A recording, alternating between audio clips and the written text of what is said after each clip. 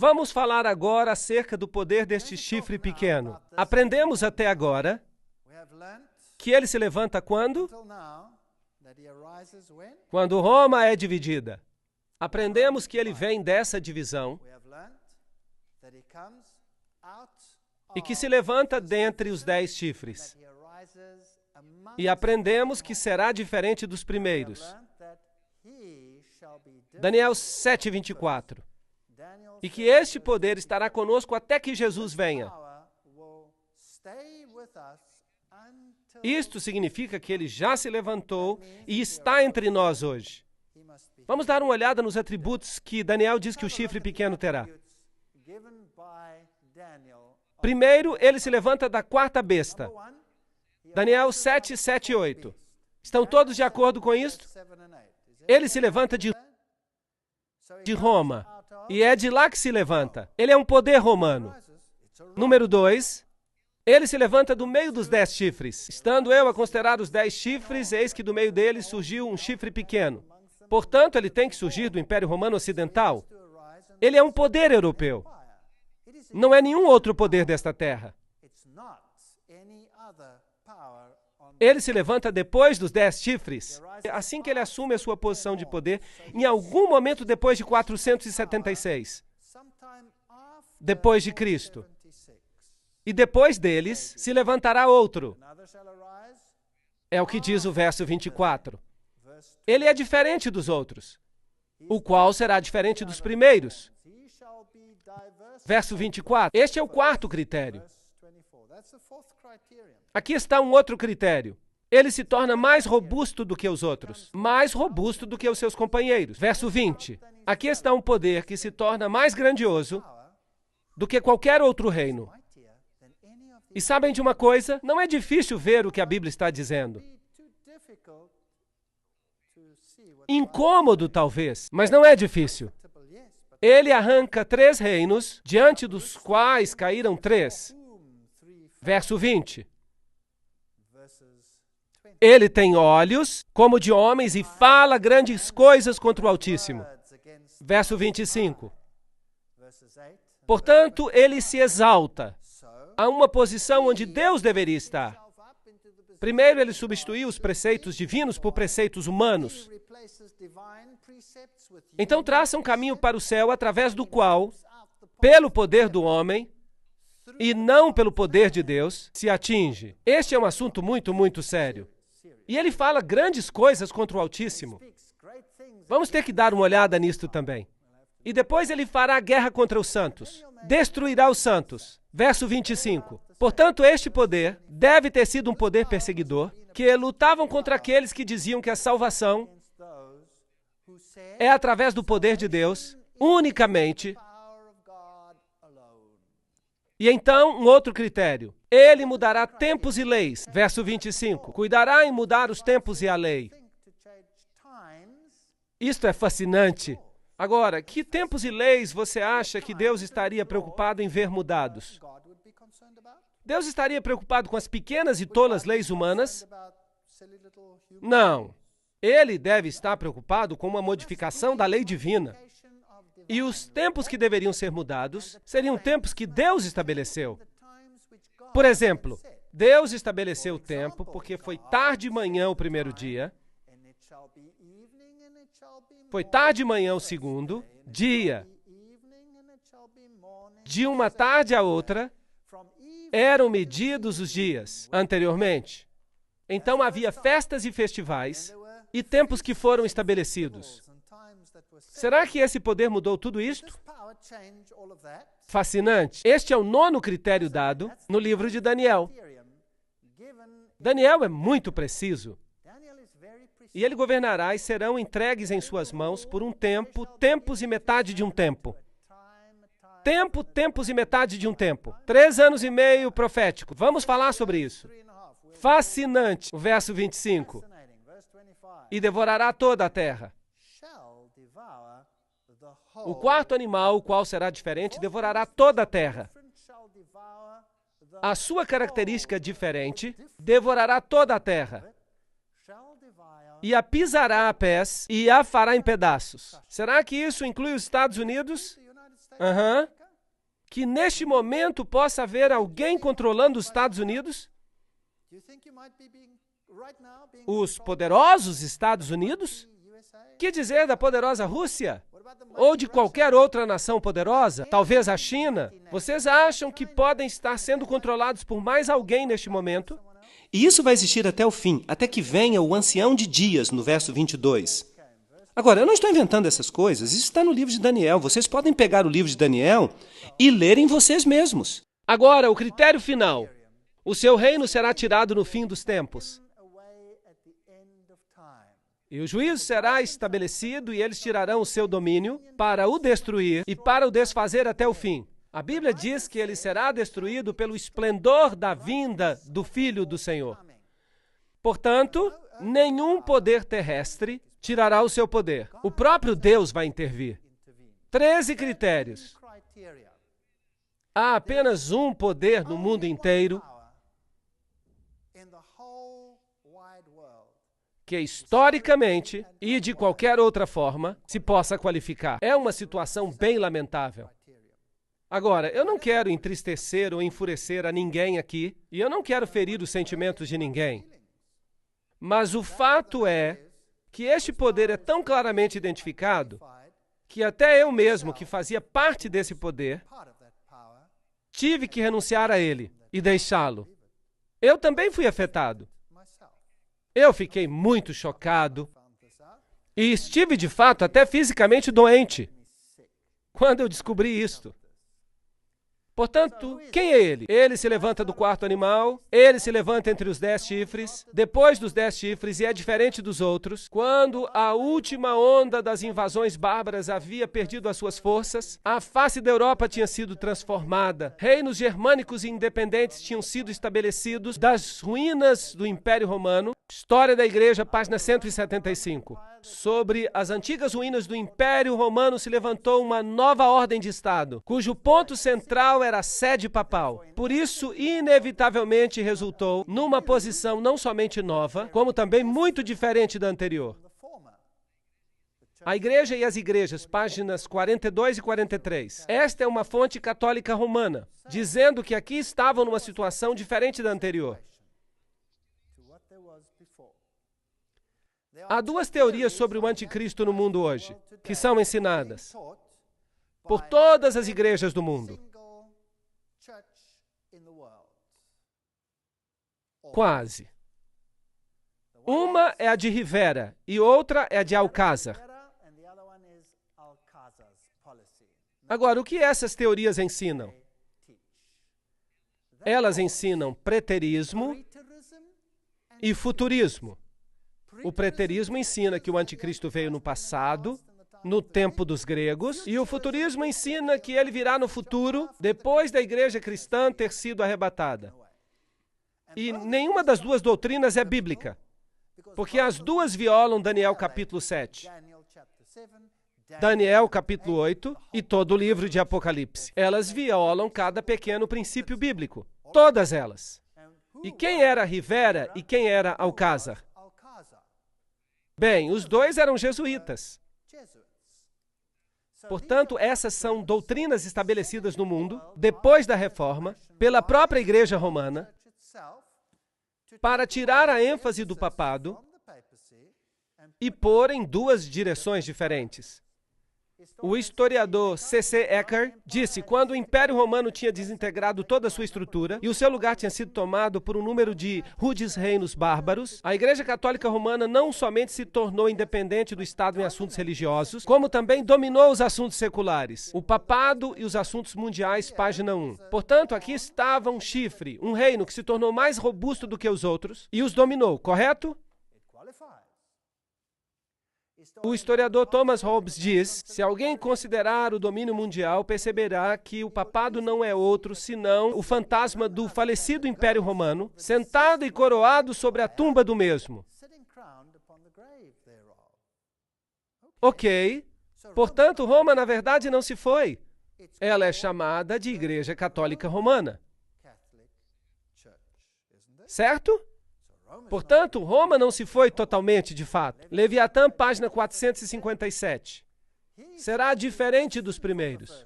Nós vemos que é isto que Roma diz. Sim, nós somos diferentes, pois agora somos um poder religioso que exerce influência política. Mais robusto do que os seus companheiros. Daniel 7:20. Ele seria mais poderoso do que os outros reis. Os reis da Europa curvaram-se ao papado? Sim. Algumas vezes sim, outras vezes não. E se não, eles eram finalmente subjugados e tinham que se curvar. Se não, eles tinham que finalmente vir, como Frederico da Alemanha, que teve que ficar descalço, na neve, à espera de uma prorrogação para ter o seu reino de volta. Nos Concílios Sacrossantos, volume 13, Roma diz: nós definimos que a Santa Sé Católica e o Pontífice Romano têm a primazia sobre que parte do mundo? Todo o mundo. Interessante. O vigário do encarnado Filho de Deus, sumo sacerdote ungido e supremo governador temporal, o Papa, sentou-se no seu tribunal para julgar imparcialmente nação e nação, povo e príncipe, soberanos e súditos. Cardeal Henry Manning em O Poder Temporal do Vigário de Cristo. Portanto, será que eles afirmam que estão controlando todos os outros reinos? Sim ou não? Sim, eles mesmos alegam isto. As chaves deste sangue, João Paulo II versus Rússia e o Ocidente para controlar a nova ordem mundial. Mahaki Martimer é professor pontífice na Universidade Gregoriana, em Roma, e ele está dizendo isso, não eu. Arrancou 3 reinos, então tive o desejo de conhecer a verdade sobre o quarto animal que era diferente de todos os outros, e também a respeito dos 10 chifres que tinha na cabeça, e do outro que subiu, e diante do qual caíram 3. Daniel 7, 19 e 20. Sim, Roma alega que os 3 foram arrancados porque eram arianos, que eles não acreditavam que Cristo fosse Deus, que é um dos ensinamentos de Roma. Mas veremos que este é apenas um elemento esotérico de Roma. Que há outro ensinamento de Roma que é chamado de esotérico, que é um ensinamento ocultista e que diz algo completamente diferente. Mas isso será o tema de outra conferência. Ele tinha olhos como de homem e falava grandes palavras contra o Altíssimo. Aqui temos um sistema que se coloca acima de Deus e que fala contra o Altíssimo e destrói os santos. E foi-lhe dada uma boca para proferir grandes coisas e blasfêmias, diz Apocalipse 13, 5. E o que é uma blasfêmia? E foi-lhe permitido fazer guerra aos santos e vencê-los. Será que a igreja romana fez isto? Absolutamente. Daniel 7, 25. E proferirá palavras contra o Altíssimo, e destruirá os santos do Altíssimo, e cuidará em mudar os tempos e a lei. E é claro, não se pode mudar a lei de Deus, isso é apenas o que ele pensa poder fazer. E eles serão entregues na sua mão por um tempo, tempos e metade de um tempo. Vamos ter que ver isso em detalhes. Vejamos primeiro a definição bíblica de blasfêmia. E veremos se Roma cumpre os requisitos. Bem, nós encontramos em João capítulo 10, verso 30 a 33, eu e o Pai somos um. Disse Jesus. Jesus diz que é Deus. E os judeus responderam dizendo, não te apedrejamos por alguma obra boa, mas pela blasfêmia, porque sendo tu homem, te fazes Deus a ti mesmo. Portanto, uma definição de blasfêmia na Bíblia é quando alguém diz que é Deus. Bem, há muitas pessoas que blasfemam no mundo hoje em dia, mas esta é a primeira definição. Outra definição encontramos em Lucas, que diz, vendo ele a fé dele, disse, homem, os teus pecados te são perdoados. E os escribas e fariseus começaram a arrazoar, dizendo, quem é este que diz blasfêmias? Quem pode perdoar pecados, senão só Deus? Portanto, assim, existem 2 definições bíblicas de blasfêmia. Uma quando alguém diz que é Deus, e a outra se você diz que pode perdoar pecados. Bem, o que diz Roma? Aqui temos o artigo da Enciclopédia Católica, volume 12, acerca do Papa que diz, esta autoridade judicial incluirá mesmo o poder para perdoar pecados. Portanto, Roma diz que pode perdoar pecados. O sacerdote católico, página 78, diz, busque onde você desejar, no céu e na terra, e você encontrará um ser criado que pode perdoar pecados, que pode libertá-lo das cadeias do inferno. Este ser extraordinário é o Padre católico. Interessante. Tu és um sacerdote para sempre, diz o bispo ordenado. Ele já não é um homem pecaminoso, filho de Adão, mas um alter Christus, um outro Cristo. no lugar de Cristo. No lugar de, em grego, é anticristos. Anticristo. No lugar de Cristo. Para sempre um sacerdote do Santíssimo, com poder acima do poder do Todo-Poderoso. Agora, isto é pesado. Dizer que você tem mais poder do que Deus. O Papa não é somente o representante de Jesus Cristo, mas ele é o próprio Jesus Cristo, ocultado sob o véu da carne. O Nacional Católico, julho de 1985. Portanto, Roma sempre alegou estar na posição de Deus. Então, o próprio Deus tem que se sujeitar ao julgamento dos padres católicos, tendo que absolver ou condenar, segundo os padres católicos perdoam ou não. A sentença do sacerdote precede e Deus endossa. Dignidade e Dever dos Padres, volume 12, página 297. Portanto, a Igreja Católica diz que quem está salvo e quem está perdido é definido por eles e Deus não tem escolha. E se eles dizem que não, Deus não pode dizer que sim. Portanto, quem é mais poderoso? Eles são. Será que isso é blasfêmia? Sim ou não? Isto é uma blasfêmia da mais alta ordem. O cardeal Bellarmino diz que todos os nomes que são aplicados a Cristo, pela virtude do qual se diz que ele está estabelecido acima da Igreja, todos esses mesmos nomes são aplicados ao Papa. Isto significa que ele assume o lugar de Deus. Portanto, ele cumpre este requisito. Dado em Roma, de nosso palácio, 10 de fevereiro de 1817, a 14ª jurisdição do Santíssimo Pontífice, Pai em Cristo e Nosso Senhor Deus, Papa Leão XII. Portanto, o Papa tem se coroado a si mesmo como Deus. Nós temos sobre esta terra lugar do Deus Todo-Poderoso. Grandes cartas e encíclicas do Papa Leão. Vocês sabiam que hoje, quando o Papa escreve uma encíclica, sempre assina, o Papa João Paulo II, por exemplo, fazia isso, dado por nós em letras maiúsculas, em nosso, letra maiúscula, pontificado. Interessante, porque Deus disse, façamos o homem à nossa imagem, em maiúscula. Portanto, o Papa toma a prerrogativa e até os dias de hoje, ele alega ser e ter o poder de Deus. Assim que Roma cumpre este requisito, o Sacrosanto Concílio, nós decidimos que a Santa Sé Apostólica e Pontífice Romana detém a primazia sobre o mundo inteiro. Agora, esse poder tomaria finalmente o controle do mundo inteiro. Será que Roma controla mesmo o mundo inteiro? Você realmente acredita nisso? Você acha que isso é possível? Bem, vamos ter uma próxima conferência sobre as sociedades secretas. Eu não a perderia se fosse você. Tomás de Aquino escreveu O Poder Secular, que é um grande filósofo católico citado mais de uma vez por João Paulo II, mais do que qualquer outro filósofo da Igreja Católica. Ele escreve, o poder secular é sujeito ao poder espiritual, assim como o corpo é sujeito à alma, e, portanto, não é usurpação de autoridade que o prelado espiritual interfira em coisas materiais, concernente àquelas questões em que o poder secular está sujeito a ele. Portanto, todo mundo está sujeito a Roma. O Concílio de Trento declarou, todo o domínio temporal é dele. O domínio, a jurisdição e o governo da terra inteira, tudo isso é seu por direito divino. Todos os soberanos da terra são seus súditos e devem se submeter a ele. Isso foi o Concílio de Trento. Isso foi o que determinou o ataque da Reforma. Aqui temos uma senhorita que disse, Jesus disse, eu sou o bom pastor. E essa senhorita disse, é como estar com Deus. Quando viu João Paulo II, ela destruiria os santos. E lhe foi permitido fazer guerra aos santos e vencê-los.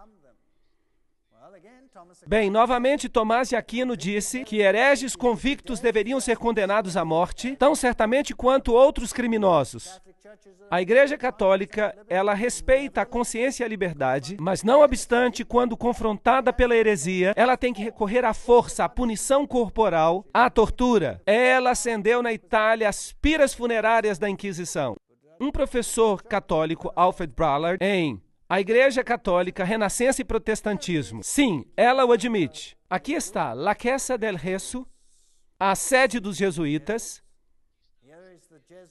Aqui está o juramento que é feito pelos jesuítas. Basicamente diz que se podem livrar de qualquer rei herege no mundo inteiro, de qualquer estado livre e soberano, ou governo que não queira se submeter ao papado.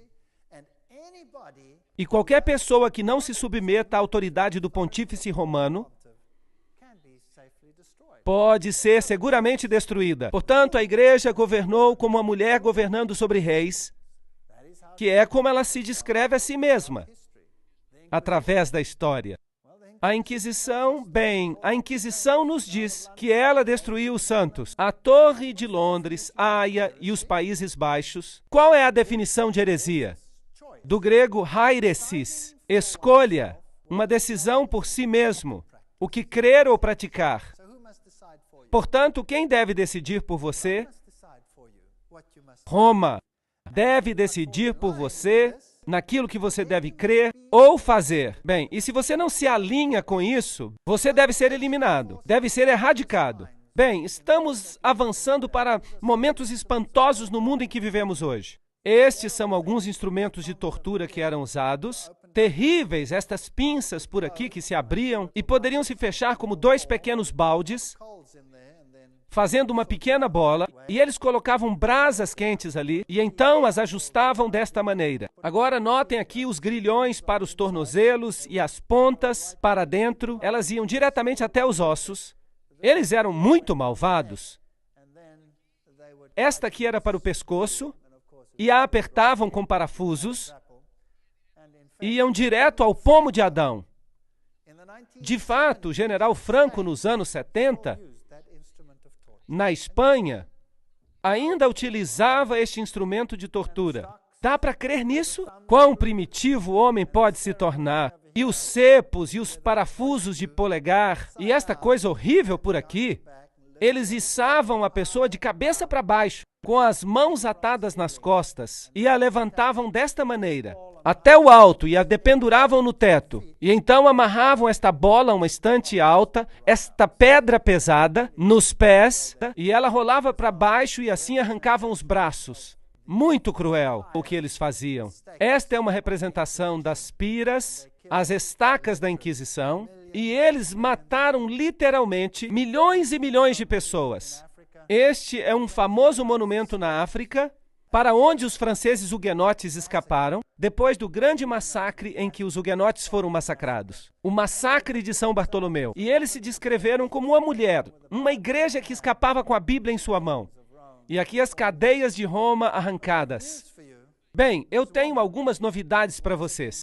E cada outra mulher do planeta, falando de igrejas, está mais uma vez em cadeias. Muda os tempos e a lei. Cuidará em mudar os tempos e a lei. Daniel 7:25. Alega o Papa ter mudado a lei de Deus? Absolutamente. Decretal de translatio episcopi. O Papa tem poder para mudar tempos, para abolir as leis e prescindir de todas as coisas, até mesmo dos preceitos de Cristo. Será que isso é arrogância da mais alta ordem? Portanto, eles dizem que podem mudar essas coisas. Será que o Papa mudou os tempos? Certamente que o fez. Qual é o calendário que nós usamos no mundo hoje? Quem sabe? Utilizamos o calendário gregoriano. Quem foi Gregório? Foi um Papa. E foram os tempos mudados? Sim. Por autoridade de quem? Dos astrônomos jesuítas. E o que eles mudaram? Eles mudaram a Páscoa. Eles mudaram a Páscoa para que ela tivesse conformidade com a festa de Ishtar. E, de fato, em inglês, ainda se chama assim, Easter, Ishtar. E é por isso que a paz, como se chamava a Páscoa entre os cristãos primitivos, ela era na lua nova e a Páscoa hebraica deveria acontecer em qualquer dia da semana. Agora que o Papa mudou isso, e se seguiu o simbolismo dos saduceus, que se reuniam em Alexandria, segundo ensinamentos ocultos, a Páscoa só cai no domingo, por causa da festa de Ishtar, e nunca coincide com a Páscoa original.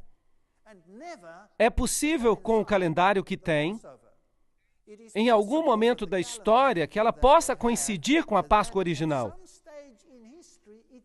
E então, que decreto faz o papado? Se ocorre a festa no dia da Páscoa original, então o Papa muda a festa em uma semana para que ela caia num domingo.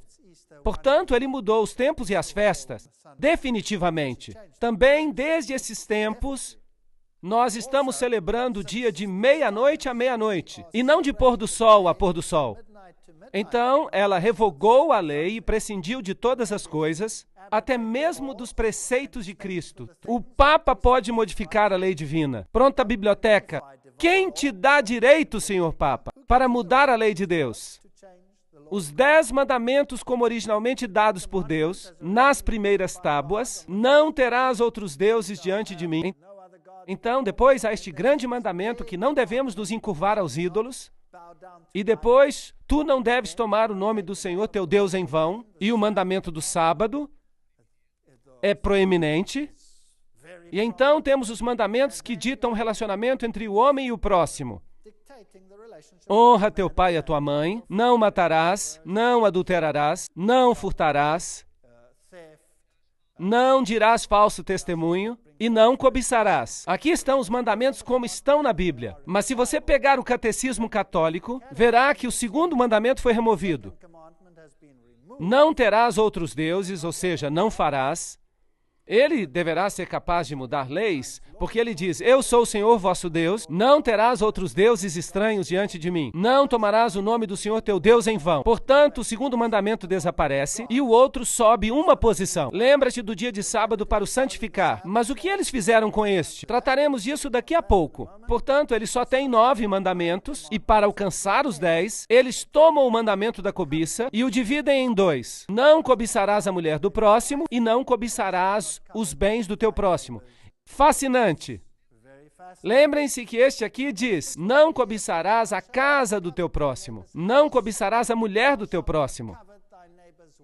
Eles ainda têm o descaramento de inverter a ordem do mandamento como se tivessem o direito de fazer. A Enciclopédia Católica diz, a igreja, depois de ter mudado o dia de descanso do sábado judaico, o 7º dia, para o 1º dia da semana, fez o 3º mandamento se referir ao domingo, porque o 2º já se tinha tirado como dia a ser guardado como dia do Senhor. Então eles mudaram os tempos, mudaram até o dia de adoração, que era o 7º dia, e foi transferido para o 1º dia da semana. Mateus 5,17 diz, não penseis que eu vim destruir a lei ou os profetas. Eu não vim para destruir, mas para cumprir, para viver esses preceitos. Aqui está o Catequismo do Converso, da Doutrina Católica, página 50. Ele diz, pergunta, qual é o 7º dia? Resposta, o sábado é o 7º dia. A Igreja Católica está bem ciente disso, todos eles sabem. Pergunta, por que nós observamos o domingo em vez do sábado? Resposta, nós observamos o domingo em vez do sábado porque a Igreja Católica, no Concílio de Laodiceia, transferiu a solenidade do sábado para o domingo. Assim, ela mudou os tempos e as leis. Sim ou não? Sim, ela mudou. Tempos, tempo e metade de um tempo. A que isso se refere? Os santos seriam entregues em suas mãos por um tempo, tempos e metade de um tempo. Se você tem uma Bíblia moderna, ela dirá 3 anos e meio. Agora, um ano profético é diferente de um ano literal. Um ano em sentido profético tinha 360 dias, porque o ano hebraico tinha 360 dias. Portanto, 2 vezes 360 igual a 720. Metade de um tempo, metade de um ano, 180. Ao somarmos tudo, isso daria 1.260 dias proféticos. Ora, isso se transforma em 1.260 anos literais. Vamos solucionar isso. Com a conquista de Roma por Belisário, começa a história da Idade Média. Portanto, quando Roma foi conquistada e os ostrogodos foram removidos, a história da Idade Média começou. Philip Schaeffer diz: Virgílio ascendeu ao trono papal em 538 depois de Cristo, sob a proteção militar de Belisário. Portanto, do poder do chifre pequeno assumiu a sua autoridade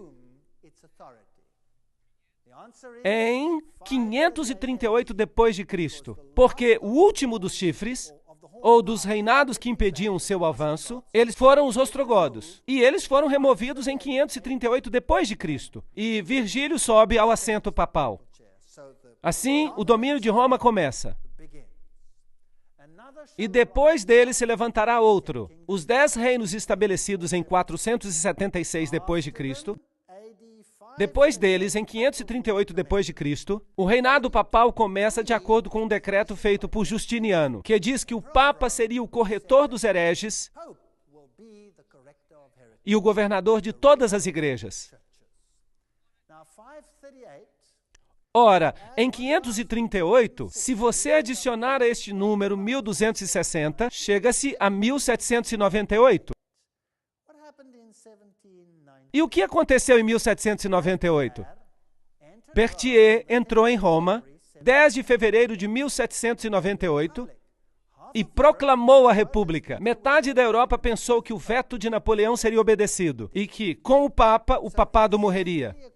Portanto, exatamente de acordo com o tempo profético, a Bíblia nos diz, exatamente de acordo com este tempo profético, o relógio bateu em 1798 e o poder temporal do Papa foi detido por um tempo. Portanto, a profecia de tempo dos 1260 anos, 476 depois de Cristo, os 10 reinos são estabelecidos, e em 538 depois de Cristo, o bispo é oficialmente reconhecido como governador de todas as igrejas, e a profecia de 1260 anos nos leva a 1798 e se cumpre. O seu domínio chega ao fim. 1260 anos estavam baseados em 1260 dias, que é o mesmo que dizer 3 anos e meio proféticos, é o mesmo que 42 meses. 42 vezes 30, esse era o mês bíblico. 42 vezes 30 também são 1260. Agora, em Apocalipse 12, nós lemos 1260 dias. Estes são 1260 dias. Em Apocalipse 12, 14, um tempo e tempos e metade de um tempo. Vejam como Apocalipse toma este tema deste poder e o traz ao coração do livro. Aqui estão todos eles. Daniel 7, 25, um tempo e tempos e metade de um tempo, referentes a este poder. Daniel 12, 7, um tempo, tempos e metade de um tempo. Apocalipse 11, 2, 42 meses. Apocalipse 11, 3, 1260 dias. Apocalipse 12, 6, 1260 dias. Apocalipse 12, 14, um tempo e tempos e metade de um tempo. Apocalipse 13, 5, 42 meses. Todos eles se referem ao mesmo poder. Note como estão. 1, 2, 3, 4, 5, 6, 7. A Bíblia é fantástica. O que isto nos diz? Que este poder se estabeleceria como um outro Deus, porque 7 é o número da divindade. E ele assumiria todas estas características. E vi uma de suas cabeças como ferida de morte. E a sua chaga mortal foi curada. Roma recebe uma ferida e, na forma do poder do chifre pequeno, mas ela será curada. E toda a terra se maravilhou após a besta. Apocalipse 13, 3. Portanto, este mesmo poder, que governou sobre os santos por 1260 dias, recebe uma ferida mortal em 1798 e se levanta novamente, e o mundo inteiro vai ser sujeito a ele. Isso é o que a Bíblia diz. E deu-se-lhe poder sobre toda tribo, língua e nação. Isso inclui os Estados Unidos? Sim, isto inclui o meu país também. Ronald Reagan e o papado fizeram uma santa aliança. É uma história fascinante. Temos que nos aprofundar nisso, com mais detalhes. Portanto, até os poderosos Estados Unidos se sujeitaram a este poder. Aqui temos uma foto simbólica, Gorbachev e o Papa. Esta é a poderosa União Soviética, saudando e reconhecendo este poder. É uma grande ideia, uma nova ordem mundial, em que as diversas nações estejam unidas em uma causa comum. Somente os Estados Unidos têm a força moral e os meios para realizá-la. No Concílio Vaticano II, que ocorreu em 1962, diz: é o nosso dever pôr em ação cada músculo para conseguir o tempo em que todas as guerras sejam completamente proibidas. Consentimento internacional. Isto é o que diz o Concílio Vaticano II. Esse objetivo, sem dúvida, requer o estabelecimento de uma autoridade pública universal, reconhecida como tal por todos e dotada de poder para salvaguardar, por parte de todos, a segurança e o respeito pela justiça e o respeito pelos direitos. O Papa Paulo VI escreveu, em uma sessão intitulada Para a Efetiva Autoridade Mundial, esta colaboração internacional em uma escala mundial requer instituições que prepararão e corrigirão e até finalmente estabelecerão uma ordem de justiça que seja universalmente reconhecida. Quem não vê a necessidade de estabelecer progressivamente uma autoridade mundial capaz de agir efetivamente em setores judiciais e políticos? Fascinante. E quem foi coroado governador de todo o mundo? Esse mesmo homem. Fascinante. João Paulo Superestrela. Maastricht. A Europa unida. O que o mundo tem a dizer acerca disso? Por que o Parlamento Europeu tem esta construção? Uma construção muito interessante. Nós vamos ter uma conferência acerca desta situação da Europa e o que significa. E o que diz George W. Bush acerca deste poder? Em 25 de março ele disse: a melhor forma de honrar o Papa João Paulo II, verdadeiramente um dos grandes homens, é levar os seus ensinamentos a sério, é ouvir as suas palavras e colocar os seus ensinamentos em prática aqui na América. Este é um desafio que todos devemos aceitar. Portanto, quem está sujeito a quem aqui? Quem está sujeito a quem? Em 1991, o Papa fez um chamado para a nova ordem mundial. E foi sobre o que o seu discurso de Ano Novo? Ele teve apenas uma mensagem. Ele disse: é tempo de estabelecer uma autoridade mundial. Agora mesmo. Esse foi o seu pedido. Ele visitou as Nações Unidas e falou em nome de todas as religiões do mundo. Note agora que isso inclui o budismo, o hinduísmo, o shintoísmo, o zoroastrismo, o protestantismo, o catolicismo e todos os demais. Será que existe uma agenda? E Gorbachev disse: nós devemos ajudar João Paulo II porque ele está certo em seu pedido por uma nova ordem mundial. Disse Gorbachev, quando o Papa falou nas Nações Unidas, na celebração dos 50 anos. Bem, você acha que seria possível que Roma seja esse poder? Que o Vaticano possa ser este poder? Mas, sem dúvida, o Vaticano parece ser um poder cristão nobre, tentando estabelecer valores corretos no mundo. Não parece isso? Lembram-se que a Bíblia diz acerca do homem do pecado? Judas parecia ser um dos discípulos, mas ele traiu a Jesus com um beijo.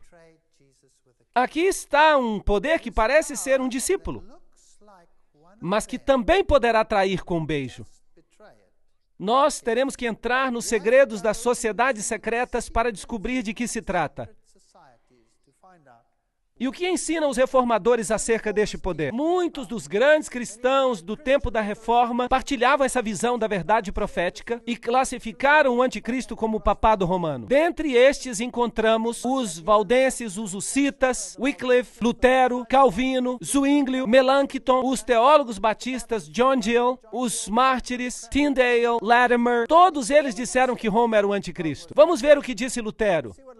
Eu sei que o Papa é o anticristo e o seu assento é o do próprio Satanás. O papado forma uma perseguição geral sob o poder do pontífice romano, com o propósito de fazer cair e destruir as almas. Esta é uma declaração bem direta. O que disse Calvino, João Calvino? Nós chamamos o pontífice romano de anticristo. Interessante. O que disse John Wesley? Ele é o significado da expressão o homem do pecado, que aumenta toda maneira de pecado acima de qualquer medida. É isso que disseram os reformadores. E João Knox disse que o Papa deve ser reconhecido como o verdadeiro anticristo. Bem, os reformadores não querem que ninguém se esqueça. Portanto, em Nuremberg, a sede do protestantismo, na Câmara da cidade, eles tinham uma escultura representada sobre as suas portas. E se você olhar para cá, descobrirá algo interessante. Encontrará a profecia de que estamos falando nesta conferência. De um lado, você tem um leão com asas de águia. E um governante está perto dele. E ele nos diz quem ele é. Ele é Nabucodonosor. Portanto, quem é que os reformadores dizem que o leão com asas de águia representa? Babilônia. Se formos ao outro lado, vamos ver um urso com as 3 costelas na boca. E eles puseram um rei junto dele. E esse poderoso rei, eles dizem quem ele representa. Quem era? Era Ciro, o Grande. Portanto, eles estão dizendo que eram os medos e persas.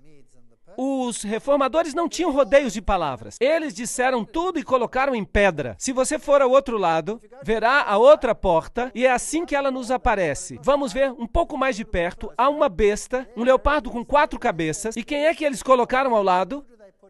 Alexandre o Grande. Portanto, eles a identificaram com a Grécia. E do outro lado está uma besta terrível com 10 chifres. E eles têm um poderoso imperador ali, que é Júlio César. Então, quem é que eles disseram que era? Eles disseram que era Roma. Então, por aqui, eles têm esta pequena estrutura estranha,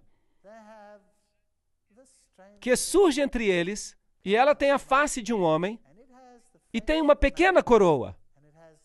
E não deixaram mistério sobre a identidade desta besta. Disseram que era Roma. Quem é que ainda ensina isto hoje? Ninguém. Ninguém ensina isto mais. Será que as igrejas cristãs ensinam isto?